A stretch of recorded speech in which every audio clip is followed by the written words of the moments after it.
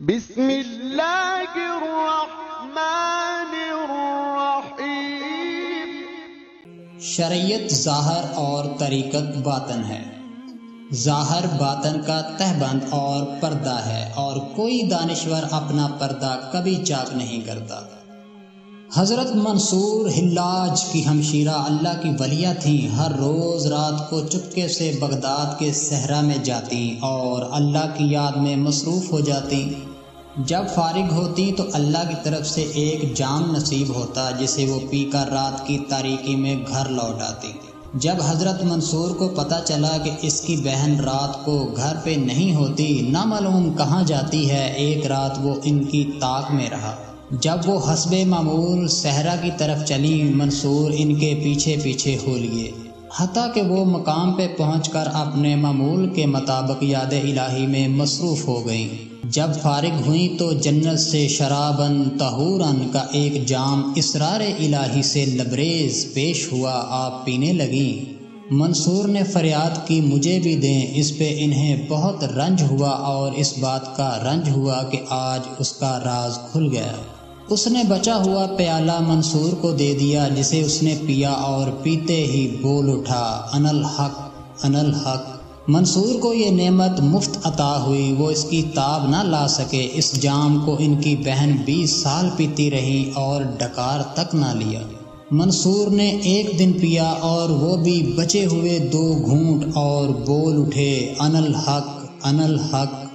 Baghdad میں شور مچا، معاملہ قاضی کے سامنے پیش ہوا۔ شاہ جنید سے فتویٰ طلب کیا گیا۔ آپ نے خرقہ اتارا اور شرعی لباس پہن کر ظاہر پہ فتویٰ دیا۔ شاہ منصور پہ اسرار الہی کے افشاں کی تعزیر نافذ ہوئی اور بندی خانے میں بھیج دیے گئے۔ محبت کا غلبہ تیز ہوا، بندی خانے کی حراست منصور کو اس کے اعلان سے روک نہ سکی۔ شاہی حکم سے منصور پر پتھراؤ کیا گیا۔ شاہ شیخ شبلی رحمۃ اللہ علیہ منصور کے حال کا محرم تھا۔ شریعت کے احکام کے احترام میں منصور کو پتھر کی بجائے پھول مارا، جس پر وہ دھاڑے مار کر رویا، اس لیے کہ شبلی اس کے راز کا محرم تھا۔ منصور کا کھانا پینا بند کیا گیا۔ تیسرے دن آپ کے لیے کھانا آیا۔ ایک سائل نے سوال کیا، اللہ کے نام پہ کچھ دو۔ آپ نے وہی کھانا اسے دے دیا، اور یہ سخاوت کی حد تھی۔ جس دن آپ کو سولی پہ لٹکایا گیا، ایک میلہ لگا۔ اللہ کے منصور کے منظر کو دیکھنے کے لیے اللہ کی ساری خدائی حاضر ہوئی۔ عرشی عرش پر صف آرا ہوئے، اور فرشی فرش پہ۔ شاہ منصور کے اس بے نظیر منظر کو دیکھنے کے لیے ہر کوئی بے تاب تھا۔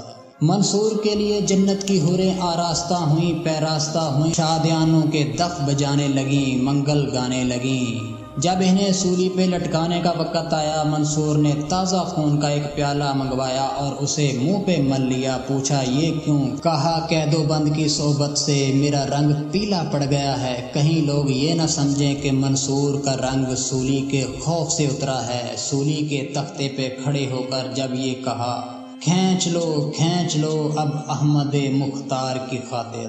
عرش لرزنے لگا، کائنات کی ہر شے تھرا اٹھی، قلوب دھڑکنے لگے، آنکھوں میں آنسو امڑ آئے، اشک بار ہوئیں اور دریا بہا ڈالے۔ منصور نے سولی پہ لٹک کر عشق کی داستان کو ایک انوکھے باب سے آشنا کرایا۔ شاہ منصور کا یہ قصہ اب بھی کسی سے سنا نہیں جاتا۔ جہاں شروع ہوتا ہے وہیں حال وارد ہو جاتا ہے۔ میرے مولا منصور معرفت کے امام کے مقام پہ جاں بحق ہو کر واصل باللہ ہوئے۔